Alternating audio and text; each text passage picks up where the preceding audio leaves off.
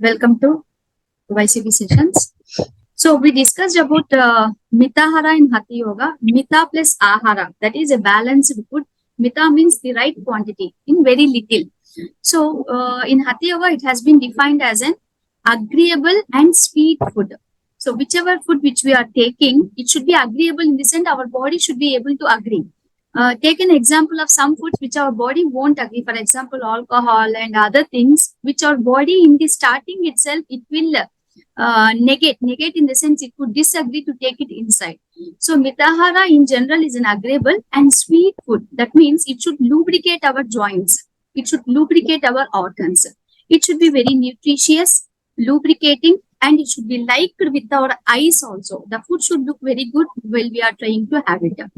And the concept here is whenever we are having this food, 1/4 of the stomach should be free. So if we divide the stomach into 4 parts, 2 parts will be filled with the food, 1 part will be filled with water, and the last 1 part will be left for the air to circulate.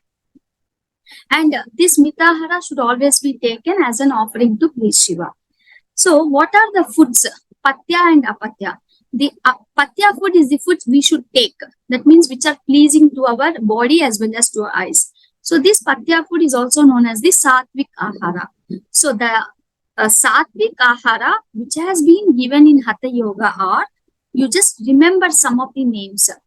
Good grains in the sense rice, etc.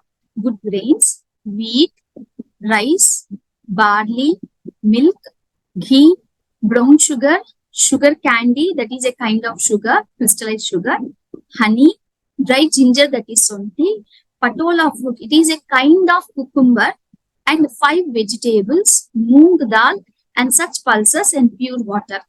Here, that shloka has given 5 vegetables, but they haven't specified which vegetables that should be taken. So, Patya food in general, these are the food which should be taken by the yogic practitioner. Whereas apatya means opposite to patya. These are rajasic or tamasic ahara, which would invoke our rajasic nature and tamasic nature. So these food are generally avoided. And these are the foods which are generally reheated. Once they have been cold, we usually reheat it again. So the foods which are prohibited are which are very bitter, sour, pungent, salty, heating food, reheating foods, green vegetables other than those specified in the upper paragraph, sour gruel, that is a kind of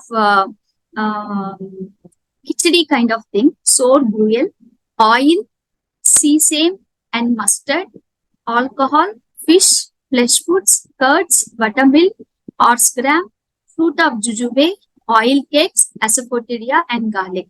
These are the apatya foods. Why I just wanted to explain this, because there might be a chance you might get a multiple choice question where they might ask which one of these is an apatya, which of this food is patya. So to remember that one, I have explained this patya food and apatya food. So now let's move on to our topic. Actually, more emphasis on Pratyahara was given in Gerenda Samhita out of the 3 textbooks which we have started. So, Hatha Yoga, we are explaining about Hatha Yoga Pradipika, Hatha Ratnavali and Gerenda Samhita. Out of these 3 textbooks, Pratyahara is more emphasized and more explained in Gerenda Samhita. So, Pratyahara is a combination of 2 words, that is Prati plus Ahara. Pratyahara, if we break down Prati plus Ahara, Prati is in general opposite. Ahara means food. That means opposite of food. We should be restraining our food. That means we should not take any food. So what exactly is Pratyahara? So here Ahara means food. Hari means for God. Ahara means whatever we are eating, it is to please the Hari. Hari is God, means Shiva, which is residing in our soul. Now Ahara means this whatever food we are eating, it should please God, and at the same time, it should be able to develop spirituality at the end. To develop that spirituality, we should keep our senses. We should keep our pratihara. So what are the different kinds of food which our body takes? Our body takes food with our mouth. Our body also processes things which we visualize. Our body, our mind processes the sound which we hear. Our body processes the smell, and at the same time our body processes our touch. So there are 5 senses. So food which is taken inside, that is physical food, and the other kinds of things which our mind is processing. So these different kinds of food are divided into 3 types. The first one is the physical food, that is the 5 elements to nourish the body, that is the matter, whichever food which we are taking. The second one is impressions, that is the subtle substances to nourish the mind. So whatever enjoyments, experiences, whether it is good or bad. So usually if you are having while going to some new place, if you taste some food, if you like that food, then an impression will be at that moment will be imbibed in your mind. That means if you have gone to some good place, for example, you have gone to Tirupati Balaji temple, there you tasted some Tirupati laddu, and if the taste is very good, if the taste is nice, you will imbibe that samskara that the taste of this food is very good. So whenever next time you are going, or if someone is going to that place, you will tell them that if you are going to Tirupati, don't miss the prasad. You please take this prasad. So that impression, that experience, it is imbibed in your brain or imbibed in your mind. So this impression could be of food, could be of meeting a person, could be a sensual pleasure, it could be anything. So these impressions automatically happen because the experiences of our mind.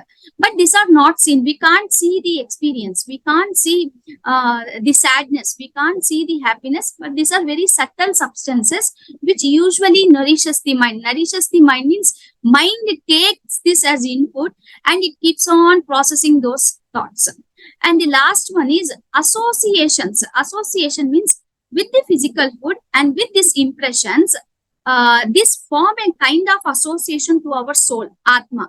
So from these 2 things, physical food and impressions, our gunas will be changing, which affect our gunas. What are the gunas? 3 gunas, sattva, tamas and rajas. That is RTS, sattva, rajas and tamas. Whatever the food which we are taking and whatever the impressions which we are forming, all these 3 things will form and then it will affect our gunas. So we should be able to control the physical food. We should be able to control the impressions. We should also be able to control the trigunas which are affecting our body. Now, this Gerenda Samhita says that Pratyahara, that is a type of yoga. Here it says it is a type of yoga which is very best. And by its knowledge, if someone is practicing Pratyahara every day and they had made it as a principal practice, all the passions, every individual has some passion. One person has the passion of writing poems. One person has the passion of reading books. One person will be having the passion of eating good food. So everyone has their own passions. So once they start this Pratyahara practice, all the passions an individual is having, all those things will be destroyed. Now the first thing, that is Indriya Pratyahara. Indriya means the 5 senses, control of senses. So how these senses could be controlled? The tools to control the senses, we should be able to strengthen our spirit, that is strengthen our soul. If we are able to strengthen our soul, strengthen our Atma, and then make sure that this Atma and soul doesn't depend on these Indriyas. How to do that one? The first thing is right intake of impressions. Right intake of impressions in the sense, now what is the main food? Just now we discussed. The sensory impressions are the main food for the mind. Our mind processes the sensory impressions. So while processing the sensory impressions, make sure that junk impressions are avoided. Junk impressions are avoided in the sense, if you are experiencing any bad experience, or if you are experiencing bad experience in the sense someone is slapped you, someone snatched your food, or someone snatched your bag, any kind of bad impressions. And at the same time, good impressions, like having one gulab jamun, you said, wow, it is very good. So release those impressions. So all these junk impressions, they are not necessary to go through the spiritual side. So try to remove those junk impressions. Don't make your body toxic but by imbibing those impressions into your mind directly. So to do that one, usually to make our physical body fit or to remove the toxins from our body, we usually suggest to go for fasting. So in general, in the olden days, we used to tell for every Ekadasi, you please Nirjal Upavasa. Nirjal Upavasa in the sense, don't even take water also. So to why we are suggesting for fasting once in a month or twice in a month? Because we want to rest our body, and whatever the toxins which have been accumulated every day, that needs to be flushed out, so that our body, inside our body, it will be clean, and next it would be ready for eating. Next 15 days or next 30 days, it will be fit and it will function to its optimum level. So to clean our physical body, we are doing fasting. To clean our mind, what we need to do? We need to stop thoughts. We need to stop thinking. We need to withdraw our senses. To stop thinking in the sense, to stop our sensory experiences. So for this one, you have known about this Brahmari Pranayama. So in Brahmari Pranayama, we will be doing Shanmukhi Mudra. Shanmukhi Mudra. So you will be keeping your thumbs here, the index fingers here. So thumbs will be closing your ears. Index fingers will be closing your eyes. The second finger, this will be closing your nostrils. The other finger, upper lip, and then in your lower lip. So this is the Shanmukhi Mudra. While doing Brahmari Pranayama, when you do this Shanmukhi Mudra, you are closing all your sensory inputs. You are closing ears, eyes, nostrils, and you are not talking, that is lips. And obviously, you are not experiencing any kind of touches. So one kind of Pratyahara is to do Shanmukhi Mudra. Shanmukhi Mudra with the help of Brahmari Pranayama. It is a very good practice to withdraw all the senses. And one other mudra which has been explained is Shambhavi Mudra, that's sitting with eyes wide open and directing your attention towards your Agnya Chakra. Either you can keep your eyes open and concentrate on the Agnya Chakra, or look inside within. So you might get a question, give me a simple example of practicing Pratyahara. You can give these two examples. One, practicing Shanmukhi Mudra. To Shambhavi Mudra. These are very simple practices to stop sensory inputs or to stop taking inputs from the outside world. And also second kind of thing, second kind of Pratyahara technique, focusing on uniform impressions. First one was stopping junk impressions. Second one is focusing on uniform impressions. Focusing on uniform in the sense, you might have done Trataka. In Trataka, what we will be doing? Either Jyotir Trataka or Bindu Trataka. We will have one candle.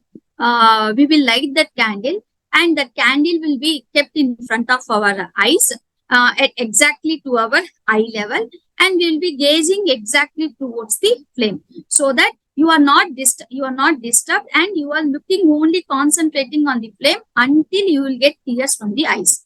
This is one kind of concentration. While you are doing concentration, what is happening? You are stopping the inputs from other things, right? You are constantly looking at something. Your thought process has been reduced. Your attention and focus is towards something.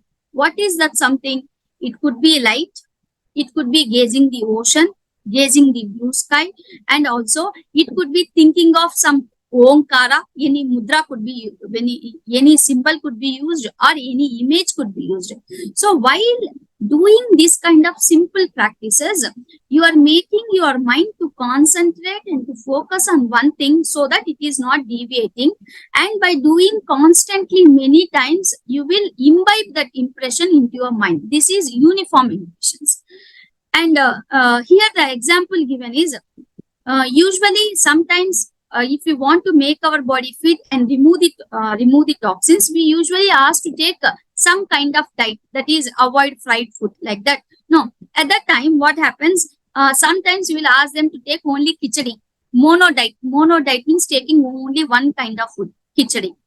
So to To make our digestion very good or to improve our digestion, we will ask them to take one kind of food. In the same way, to have mental digestion, physical digestion, asking to take mono diet. To have mental digestion, you should be able to start uniform impressions. And these uniform impressions could happen by gauging a devotion or other things. Next one, creating positive impressions. What is meant by positive impressions? So even if you are having any bad experience, try to remove that one and always meditate and leave good impressions in your mind. For example, visiting temples, visiting the nature, and taking and imbibing the smell of incense, flowers, ghee, lamps, or devotional worship or devotional songs, etc. So we should always try to keep positive impressions in your mind. Last one, creating inner impressions. Inner impressions in the sense, remove the attention from external impressions and create inner impressions through imagination. Imagination in the sense, always imagine that you are very happy. Always imagine the moments where you were very calm, peaceful. Imagine the situation or imagine the places which made you happy. Imagine the persons who made you happy. So always try to avoid the external impressions and create inner impressions through imagination. So Indriya Pratyahara could happen in any of these techniques, either by taking right intake of impressions or sensory withdrawal, focusing on uniform impressions, creating positive impressions, or creating inner expressions. Second one, Prana Pratyahara, that is control of the pranic energy. So the first step after asana was pranayama, which we have discussed. So asana, pranayama, mudra, bandhas. These are the 4 steps described in Hatha Yoga Pradipika. So asanas we explained, pranayama we explained. So in pranayama, what is the main objective? To control the prana and merge the prana with apana so that the kundalini energy is activated. We discussed in the last class. So what is the main thing there? Pranayama.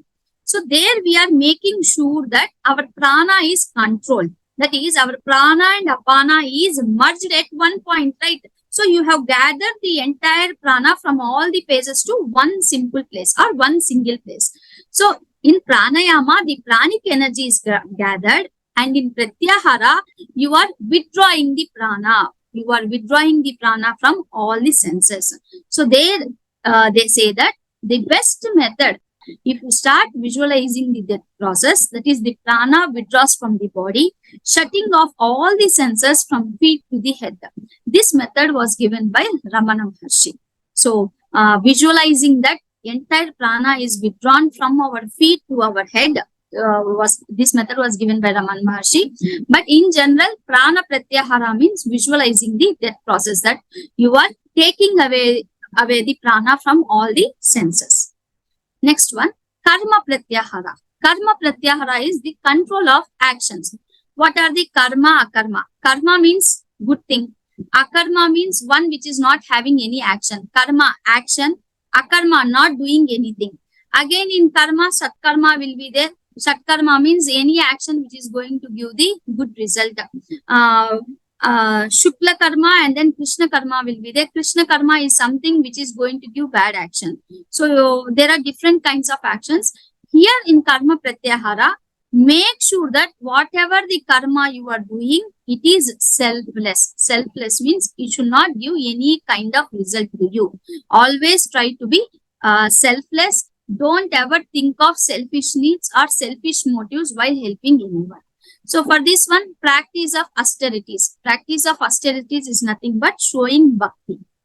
Next one, Mano Pratyahara. Mano means our mind. Withdrawing our mind from all the senses. This one we already discussed. So when mind is controlled, all the senses are automatically controlled. So the Pratyahara in Patanjali Yoga Sutra, which was given, was Mano Pratyahara. So these are the different kinds of Pratyahara mainly discussed in Yerenda Samhita. Indriya Pratyahara, Prana Pratyahara, Karma Pratyahara, Mano Pratyahara. Especially Mano Pratyahara was given in Patanjali Yoga Sutras.